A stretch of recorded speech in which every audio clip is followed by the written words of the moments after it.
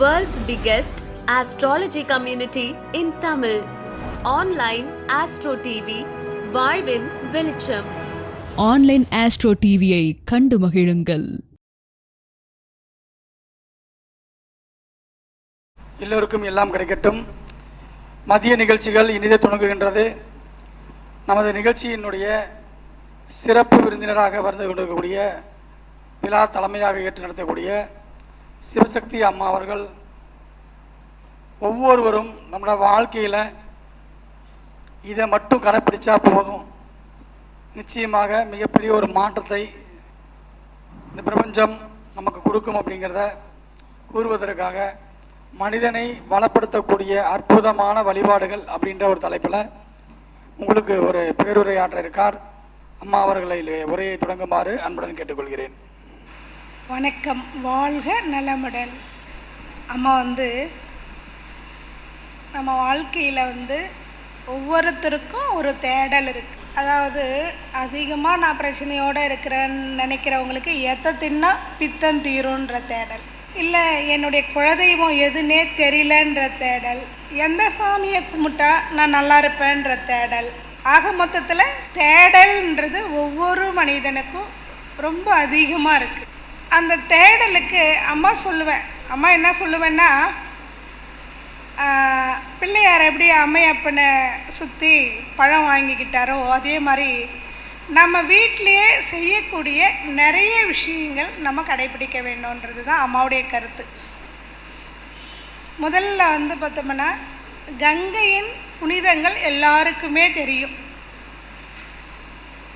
கங்கா, சரஸ்வதி, அதாவது நிறைய கங்கா, யமுனா, சரஸ்வதி சொல்லிட்டு போனோம்னா நிறையவே சொல்லிட்டு போகலாம் இல்லைங்களா? கங்கைங்களை பற்றி, யமுனா, அப்புறம் கொடுமுடி போனோம்னா ஒரு பலன் கிடைக்கும். அதுவும் கங்கை.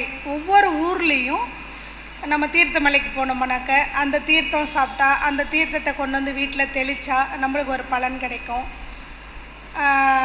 பவானி போனோம்னா அந்த ஆற்று தண்ணி எடுத்துகிட்டு வந்து வீட்டில் தெளித்தா ஒரு பலன் கிடைக்கும். அதே போல் ஒரு 9 சுமங்கலிங்கக்கிட்ட அவங்க வீட்டில் இருந்து தண்ணி கொண்டு வந்து அது நம்ம மஞ்சள் குங்குமம் 3ஐயும் 9 சுமங்கலிக்கிட்ட வாங்கிட்டு வந்து வீட்டில் பண்ணால் தெளிச்சோம்னா நம்மளுக்கு ஒரு சில விஷயங்கள் நடக்கும்னுட்டு நிறைய பேர் இதை பலதரப்பட்ட வகையில் ஒருத்தரும் ஒவ்வொரு மாதிரி நம்ம செஞ்சுட்டு தான் இருக்கிறோம். வீடு கட்டுறோம், என்ன பண்ணுறோம், எங்கெல்லாம் போயிட்டு நம்ம புண்ணிய நதிகளின் தீர்த்தத்தை கொண்டு வர முடியுமோ அவ்வளவு இடத்துக்கும் போயிட்டு புண்ணிய தீர்த்தங்களை நம்ம கொண்டு வந்து அந்த பூமி பூஜையின் போது நம்ம சமர்ப்பணம் பண்ணுறோம்.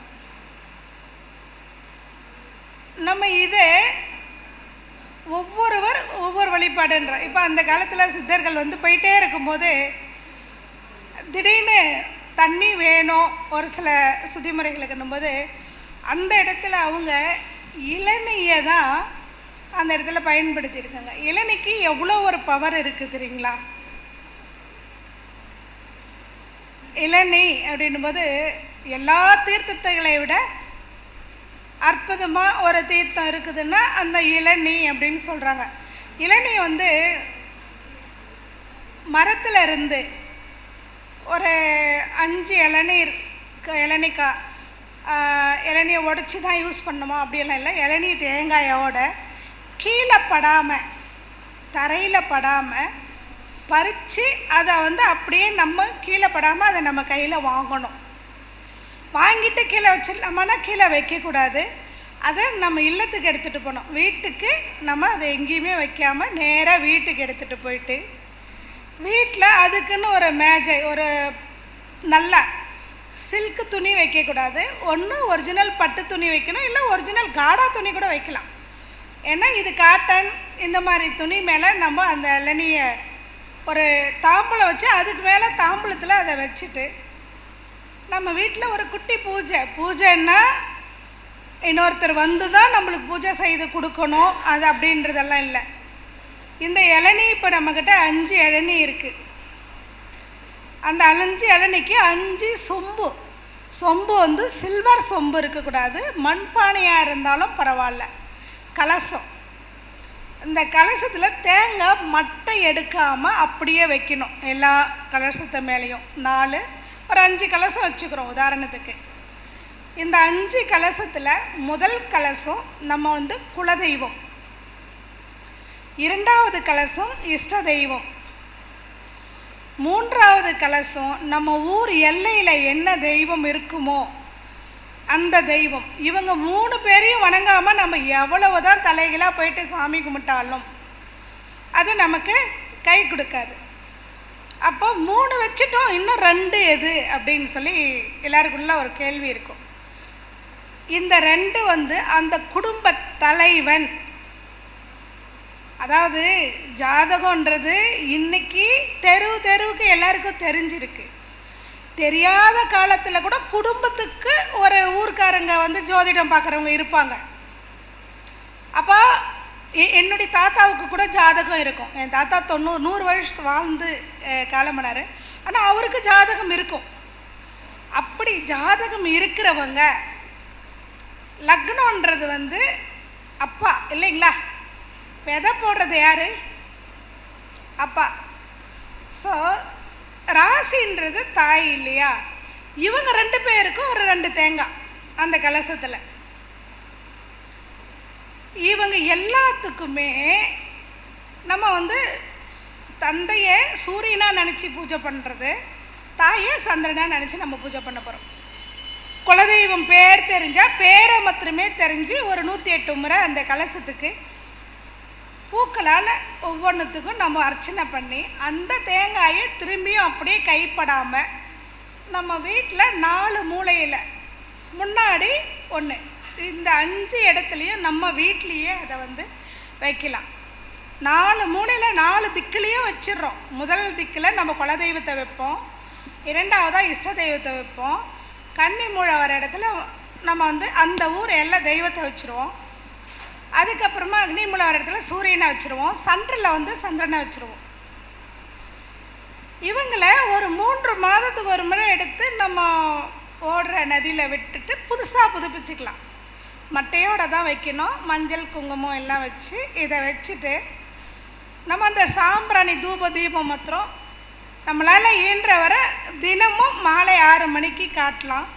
இல்லைம்மா எங்களுக்கு நைட் ஷிஃப்ட் இருக்குது, பகல் ஷிஃப்ட் இருக்குது, இந்த மாதிரி நாங்கள் வெளியில் வேலைக்கு போகிறவங்கன்னும்போது வாரத்தில் 2 நாள் செவ்வாய் வெள்ளி கம்பல்சரி அதுக்கு தூபம் காட்டிட்டு வந்தோம்னா போதும். இதை செய்துட்டு வரும்போது சாட்சாத் அந்த தெய்வங்கள் அத்தனை பேரும் நம்ம கூடவே நம்ம வீட்டிலே இருக்கிறாங்க அப்படின்றது ஒரு ஐதீகமே இருக்குது. இதை நம்ம யாரெல்லாம் வழிபாடு பண்ணுறோமோ தினம் நம்ம கற்பூரம் ஏற்றி விளக்கேற்றி நான் குலதெய்வம் கோயிலுக்கு போக முடியல, இதை செய்ய முடியல, அதை செய்ய முடியல, எங்களுக்கு வருஷத்துக்கு ஒரு முறை கூட. இப்போ இங்கே இருக்கிறவங்க பரவாயில்ல, மலேசியாவில் இருக்கிறவங்கள எடுத்துக்கிட்டோம்னா மலேசியாவில் தமிழ்காரங்கன்னு எடுத்துக்கிட்டிங்களன்னா 180% பேருக்கு திருச்சியோ மதுரையோ தான் குலதெய்வம் அதிகமாக இருக்கும்.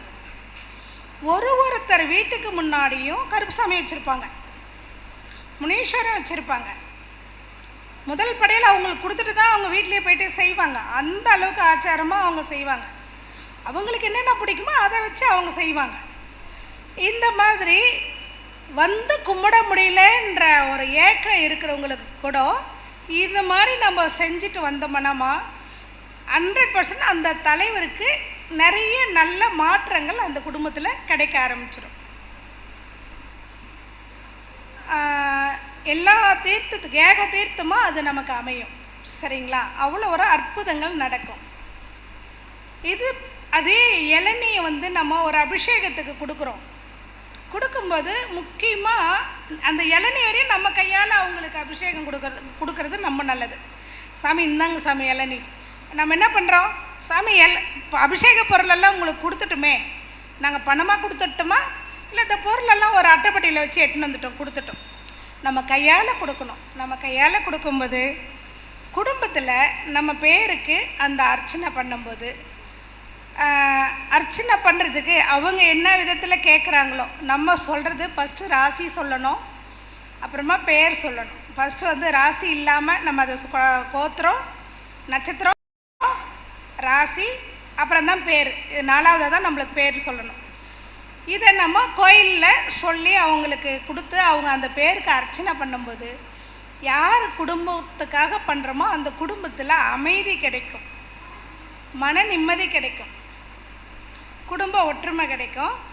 இது போக நம்மளுக்கு தெய்வ கடாட்சம் அந்த வீட்டில் இருக்கும். இது ஒரு சப்ஜெக்ட். அடுத்து இன்னொன்று இருக்குது. இன்னொன்று என்னென்னா, இப்போ நம்ம சொல்கிறோம், நான் இன்றைக்கி 3ஆம் பிறை பார்த்தேன்ப்பா, 3ஆம் பிறை பார்த்தேன், ரொம்ப நல்லா இருந்தது இந்த மாதம். நான் எடுத்தது 4ஆம் பிறை பார்த்தேன், படாத கஷ்டப்பட்டேன். இப்படி நிறைய பேர் சொல்ல கேள்விப்பட்டிருப்போம். இது பிறையாக போயிட்டு பௌர்ணமின்னு வருது இல்லைங்களா? முழு நிலவு, அதுதான் பௌர்ணமி நிலவு. பௌர்ணமி பூஜைக்கு போகிறேன்றாங்களோ ஒழியோ, ஆனால் பௌர்ணமியை யாரும் அந்த நிலவை பார்த்து பூஜை பண்ணுறது ரொம்ப கம்மியாக இருக்காங்க.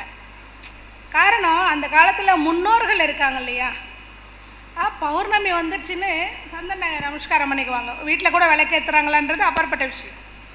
ஆனால் காலையில் சூரியனையும் பௌர்ணமி நிலவுக்கு சந்திரன் கண்ணுக்கு தெரிஞ்சதும் ஃபஸ்ட்டு சந்தன நமஸ்காரம் பண்ணுவாங்க. இது ரெண்டையும் அருமையாக செய்வாங்க. அப்படி இருக்கும்போது நம்மளுக்கு வாழ்க்கையில் அந்த முழு நிலவு கிடைக்கக்கூடிய அந்த நாட்களை நம்ம பயன்படுத்திக்கணும். எப்படி பயன்படுத்துறதுமா? நம்ம அந்த நிலா வெளிச்சம் எங்கே படும்? நிலா வரும்போது நம்ம வாசப்படியில் படுமா, நம்ம வெளியே வாசலில் படுமா, இல்லைம்மா எல்லாம் மொட்டை மாடியில் படுமா, அது இல்லையா வாசலில் தான் நான் பார்க்கணும் அப்படின்றீங்களா? இது எந்த இடமோ அந்த இடத்துல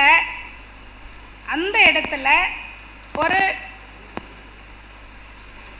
தட்டு இலை, வாழை இலை வச்சு, பச்சரிசி வச்சு, அதுக்கு மேலே நம்ம கலசம் வச்சு, கலசத்துக்குள்ளே என்னெல்லாம் நம்ம போடணும். இந்த இளநீ சொன்னோம் இல்லைங்களா, இந்த இளநீ நம்ம தீர்த்தமாக அதில் கொண்டு வந்து சேர்க்கலாம். கொஞ்சம் இளநீ சேர்த்து தேங்காய் வச்சு, வெள்ளை பூக்கள், அதாவது மல்லிகை, இந்த பூ அதுக்கு மாலை போட்டு சந்திரனை பார்த்து அந்த வெள்ளை பூவால் நமக்கு தெரிஞ்சது சந்திரனை முழு நிலவாய் காட்சி அளித்த சந்திரனே நமக, அதையை மாத்திரமே நம்ம ஒரு 108 முறை சொல்லி அர்ச்சனை பண்ணிவிட்டு அந்த கலசத்தை கொண்டு போய் வீட்டில் வைக்கும்போது முழு நிலவு என்னைக்கு உங்களுக்கு அதை நீங்கள் செய்ய செய்ய செய்ய செய்ய மழை போல் வர பிரச்சனை கூட பனி போல் போயிடும். இது 1000 மடங்கு நிறைய அனுபவிச்சுட்ருக்காங்க நம்ம சிஷிய குழந்தைங்க.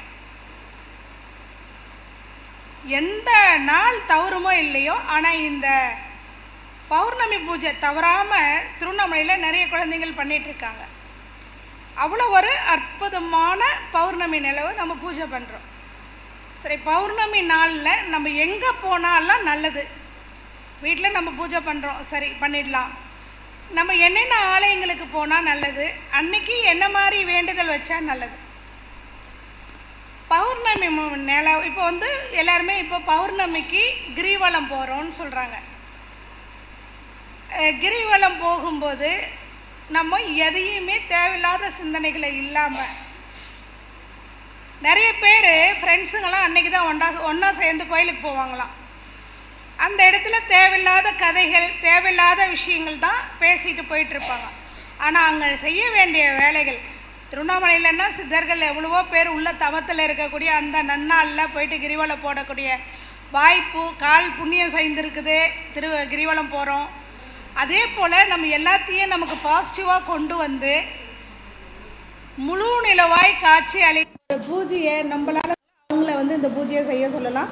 கலசத்துக்கு போடக்கூடிய பூவாக இருக்கட்டும், கலசத்துக்கு போடக்கூடிய துணியாக இருக்கட்டும், அர்ச்சனை பண்ணக்கூடிய பூவாக இருக்கட்டும், எல்லாமே வெள்ளையில் இருக்கிறது ரொம்ப விசேஷமானது. இந்த பௌர்ணமி முழு நிலவாக இருக்கக்கூடிய இந்த நன்னாளில் என்னுடைய முழு ஆத்மார்த்தமான திருப்தியோடு இந்த கிரிவலம் போய்கிட்டு இருக்கேன். கோடி கோடி லாபம், கோடி கோடி ஆனந்தம். என்னை சுமந்த பூமாதேவிக்கும் சரி, பிரபஞ்ச சக்தி மாதாவுக்கும் சரி, 8000 கோடிகள் நமஸ்காரம் அப்படின்ட்டு நமஸ்காரத்தை மாத்திரமே மனசுக்குள்ளே நினச்சிக்கிட்டு அதை வளம் வந்துட்டு இருக்கும்போது 1000 மடங்கு நல்லது மட்டுமே நடக்கும். இதில் இருந்தும் நீங்கள் உணர்கிற அளவுக்கு ஒவ்வொரு விஷயமும் நடக்கும். இன்றைக்கி போயிட்டு வந்தால் நாளைக்கே நடக்குமான்னா எப்பவுமே வந்து ஆன்மீக வழிபாடுகள் வந்து பொறுமையாக நமக்கு நல்லது செய்யும், நம்ம எதிர்பார்க்க முடியாத அளவுக்கு நல்லது செய்யும். எப்போ எந்த நேரத்தில் இது கை கொடுக்குன்னு நமக்கே தெரியாது, அந்த நேரத்தில் நமக்கு கை கொடுக்கும். அந்த அளவுக்கு ஒரு அற்புதங்கள் நமக்கு கிடைக்கும். இது சித்தர்கள் வாழ்ந்த பூமி அப்படின்னு சொல்லக்கூடிய, சித்தர்கள்னால் யாரெல்லாம், நம்ம அந்த 18 சித்தர்கள் வாழ்ந்த இடத்துக்கு போக முடியுமா அப்படின்னா இல்லை. இப்போ இருக்கக்கூடிய சமாதி ஆகி இருக்கக்கூடிய, இப்போ அம்மா எடுத்துக்கிட்டிங்களன்னா வீரபிரம்மங்கார், சொர்க்கா தாத்தா, இப்படி வீரபிரம்மங்கார்னு அம்மா ஆந்திரா போயிட்டு வருவேன். ஏன்னா என் மனசுக்கு அவர் குருவாக வந்து நின்றுருக்கிறார். மச்சமுனி நிட்டு திருப்பரங்குன்றம் போயிட்டு அவரை வந்து மனதார குருவாக எடுத்துக்கிட்டு அங்கேயும் போயிட்டு வருவேன். இப்படி குரு ஸ்தலங்கள் எங்கே இருக்கோ, ஜீவசமாதி எங்கே இருக்கிறோ அன்னைக்கு அந்த இடத்துல போயிட்டு நம்ம ஏன் அந்த மாதிரி புனித இடத்துக்கு போகணும் அப்படின்னு சொல்கிறோன்னா, அந்த மாதிரி இடத்துங்களுக்கு போகும்போது தான் ஒன்று அவங்க செய்கிற பூஜையை நம்ம ரசிச்சுட்டு உட்காந்துட்ருக்கோம், இல்லை அங்கே யாராவது வந்தவங்க பாசிட்டிவான விஷயத்த சொல்லுவாங்க, அந்த பாசிட்டிவான விஷயத்த நம்ம காது கேட்கும். அப்போது ஆக மொத்தத்தில் அந்த முழு நிலவாக ஜொலிக்கக்கூடிய அந்த பௌர்ணமி நாளை முழுமையாக பாசிட்டிவான விஷயத்துக்கு மாத்திரம் பயன்படுத்தணும் அப்படின்றது தான் அம்மாவுடைய கருத்து.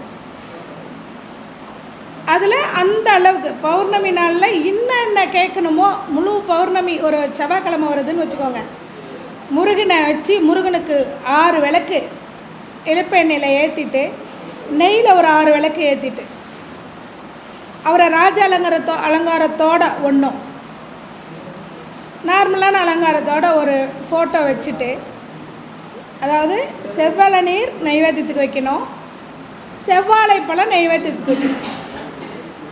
இதை வச்சு அன்னைக்கு நீங்கள் என்ன கேட்குறீங்களோ அது கீழே ஒரு வெள்ளை துணி போட்டு அது மேலே நீங்கள் இப்போ தான் வஜ்ராசனம் உட்காரணும், அப்படி உட்காரணும், இப்படி உட்காரணும், உங்களால் எப்படி கம்ஃபர்டபுளாக உட்கார முடியுமோ அப்படி உட்காந்துட்டு நீங்கள் பாசிட்டிவாக நம்மளை சுமந்துட்டு இருக்கிற பூமாதேவிக்கும் பிரபஞ்ச சக்தி மாதாவுக்கும் திக்பாலகர்களுக்கும் நன்றி நமஸ்காரம் சொல்லிவிட்டு, குலதெய்வத்துக்கு இஷ்ட தெய்வத்துக்கெல்லாம் நன்றி நமஸ்காரம் சொல்லிவிட்டு, அந்த முழு நிலவை மாத்திரமே மனசுக்குள்ளே நீங்கள் அதை நல்லா பார்த்து அதை உள்வாங்கிட்டு அதே இதுவோடு நீங்கள் உட்காந்து பிரார்த்தனை, என்ன பிரார்த்தனை வைக்கணும், எனக்கு கோடி கோடி பணம் வேணும், இல்லை நான் கோடி பிரச்சனையில் இருக்கேன் அப்படின்னும் நம்ம பிரார்த்தனை வைக்கவே கூடாது.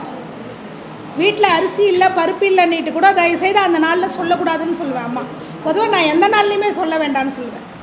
உனக்கு தேவை அரிசி தானம்மா, அரிசி வேணும், கடையில் இருக்குது வாங்கிட்டு வாங்க.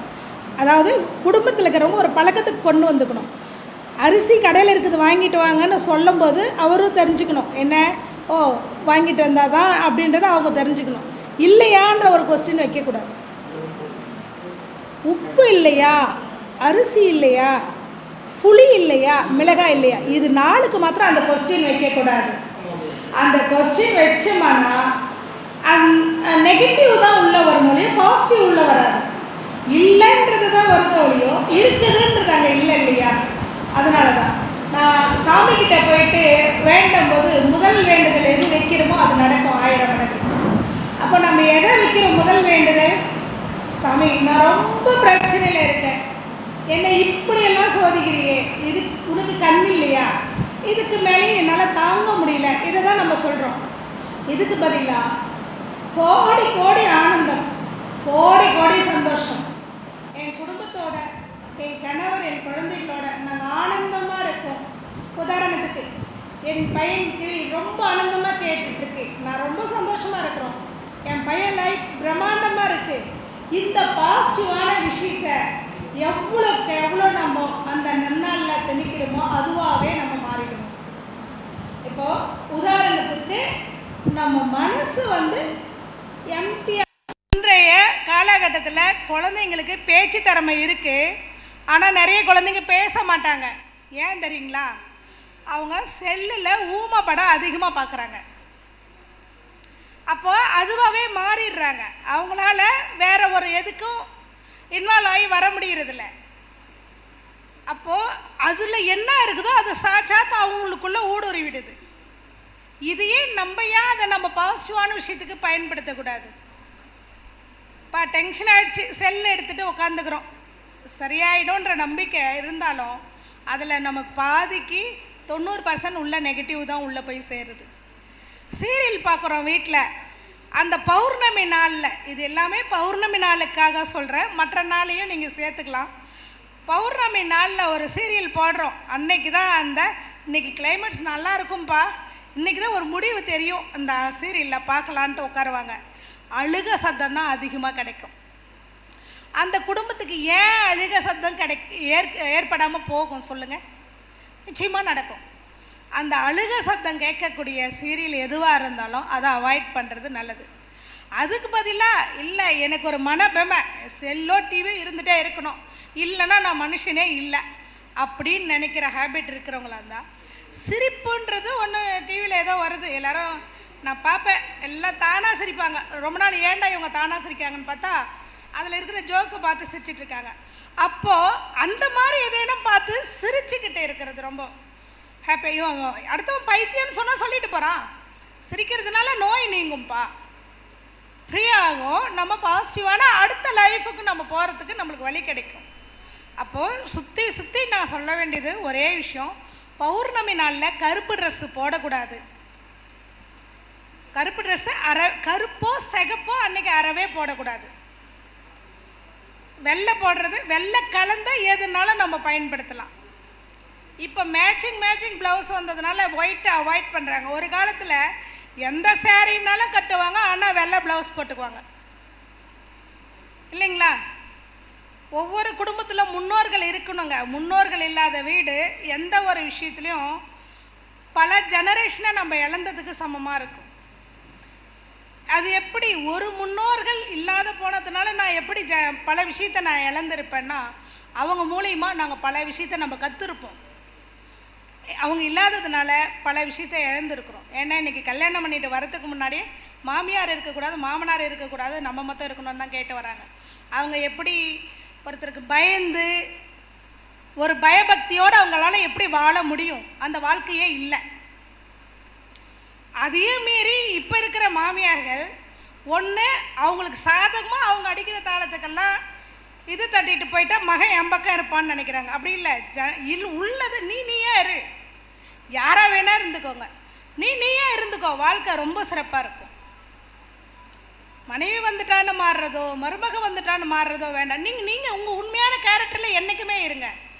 இவங்க கேரக்டர் இவ்வளோதான்னுட்டு அந்த வாழ்க்கை கூட ரொம்ப சிறப்பாக இருக்கும்.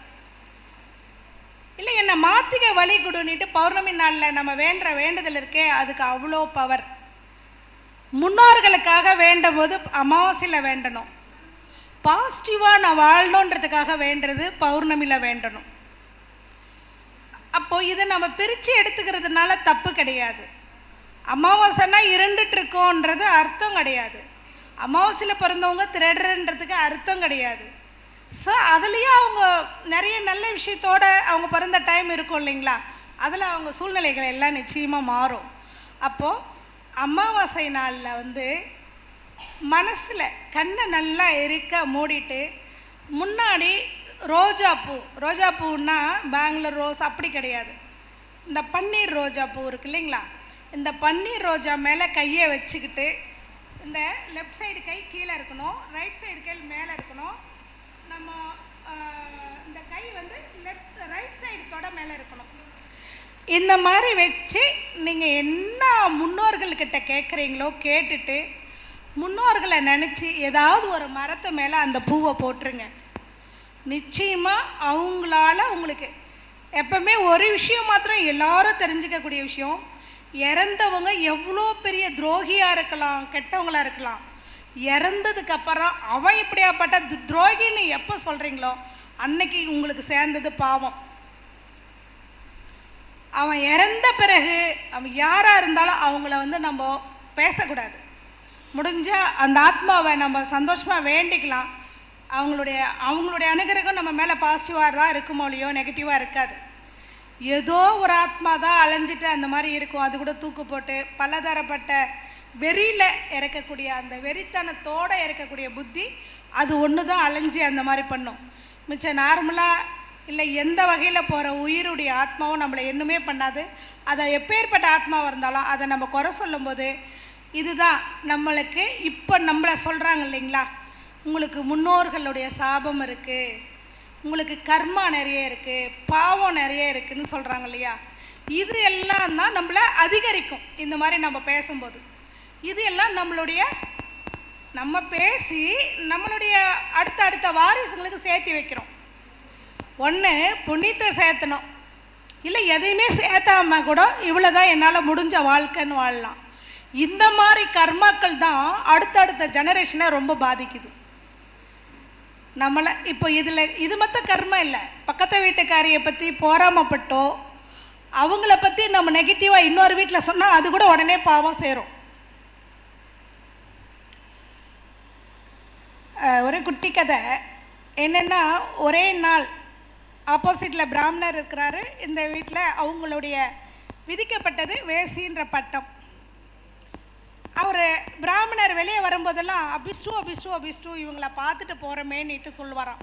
இது நீட்டாக போகும் கதை, அவ்வளோ சொல்லணும்னு இல்லை, சுருக்கமாக சொல்கிறேன். இவங்க வெளியே வரும்போதெல்லாம் ஐயோ என்னுடைய தலை விதி இப்படி இருக்குது, ஆனால் சாமியார் மூஞ்சில் முழிச்சிட்டாரேன்னு அழுகுமா. இவங்க 2 பேரும் மழை காற்றின் காரணமாக ஒரே நாள் உயிரிழக்கிறாங்களாம்.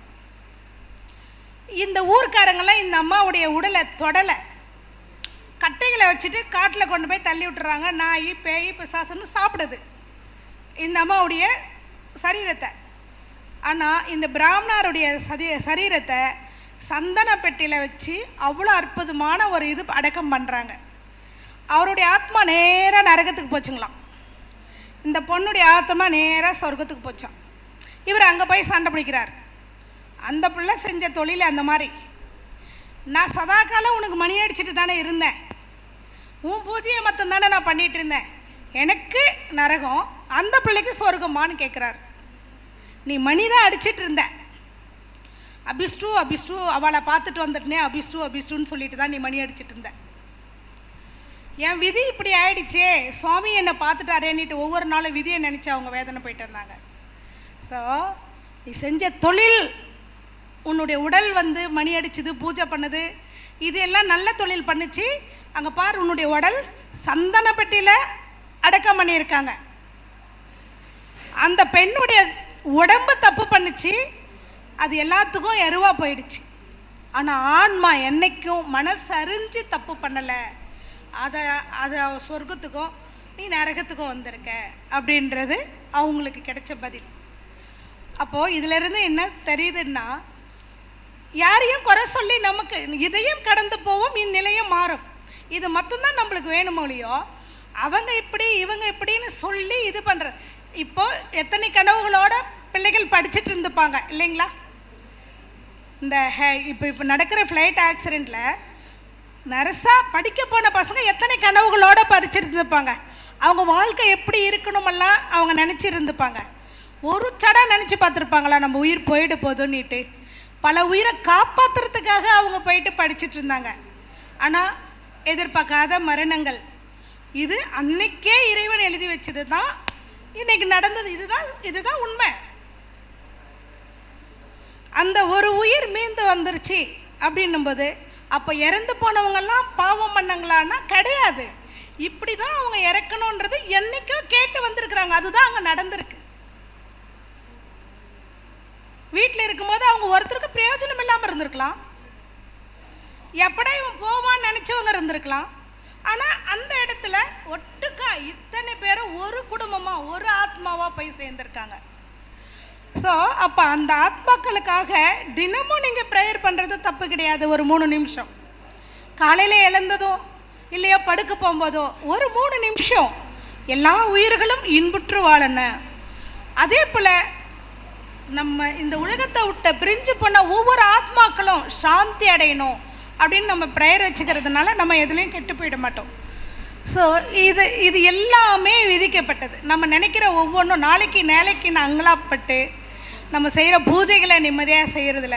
அம்மா வீட்டில் விளக்கேற்றுறீங்களா அப்படின்னு கேட்டால், ஏற்றுறேன்னு சொல்கிறது எப்படின்னா வெள்ளிக்கிழமையோ செவ்வாய்க்கிழமையோ கிடையாது. வீடு ஒருத்தருக்கு வெளிச்சம் இருக்கணும்னா அனுதினமும் விளக்கேற்றணும். வீட்டில் விளக்கு எரிஞ்சிட்டே இருந்தால் நல்லதானா? நிச்சயமாக நல்லதுமா. இந்த காலத்தில் தான் இந்த மாதிரியான இது இருக்குது இல்லைங்களா? அந்த காலத்தில் ஒன்றும் சீமண்ணப்புட்டி விளக்கு இருந்தது, அதுவும் விளக்கு தானே, எண்ணெயில் எரிஞ்சுது. அதுவும் இல்லாதவங்க என்ன பண்ணுவாங்க, வீட்டில் இருக்கிற எண்ணெயை எடுத்து ஒரு அகலில் ஊற்றி வெளிச்சத்துக்காக விளக்கு ஏற்றுவாங்க. அவங்க நினச்சி ஏற்றுறது என்னவோ வெளிச்சத்துக்கு தான். ஆனால் அந்த விளக்கு மூலிமா பல நன்மைகள், பல நோய்கள் எல்லாமே விலகுது.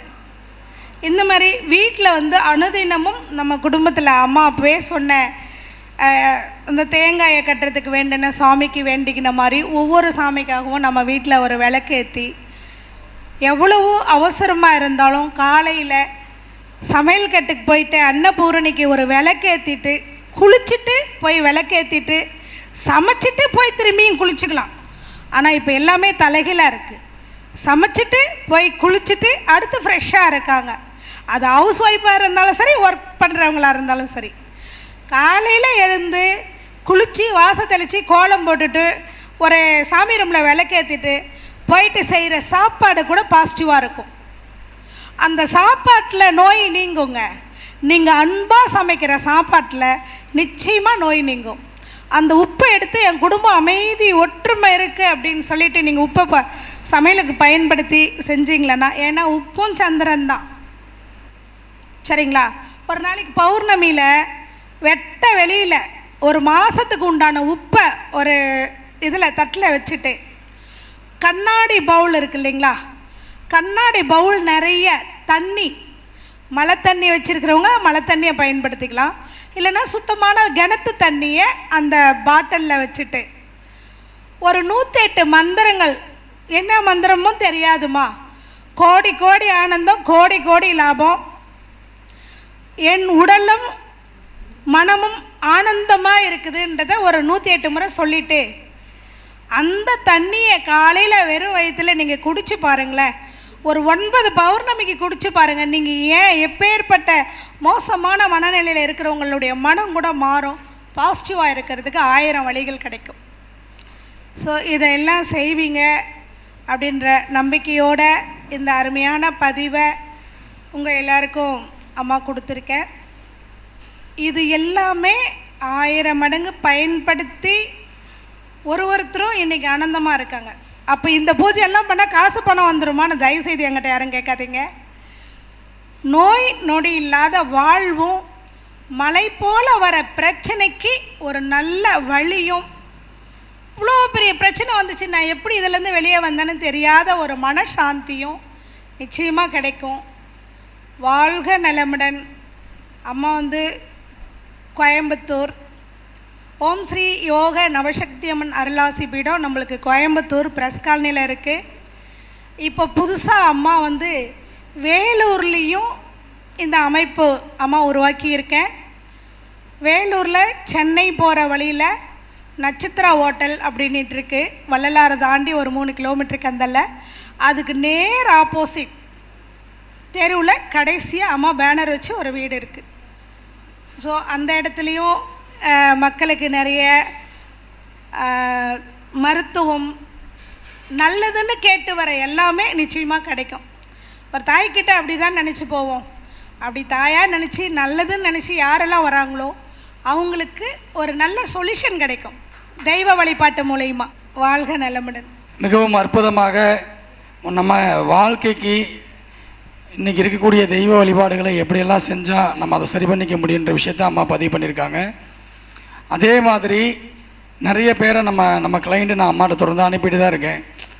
அந்த மாதிரி உங்கள் வாழ்க்கையில் உடல் ரீதியான பிரச்சனை, ஏன்னா அம்மா சித்தா மட்டுமல்ல, வர்மா அதோடு சேர்த்து வாழ்வியல் முறைகளுக்கு உண்டான வழிபாடுகள் அனைத்தும் பண்ணி கொடுத்துட்ருக்காங்க.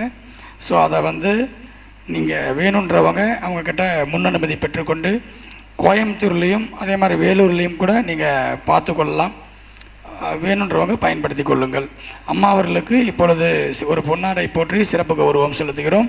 அனைவரும் உற்சாகப்படுத்துமாறு கேட்டுக்கொள்கிறேன்.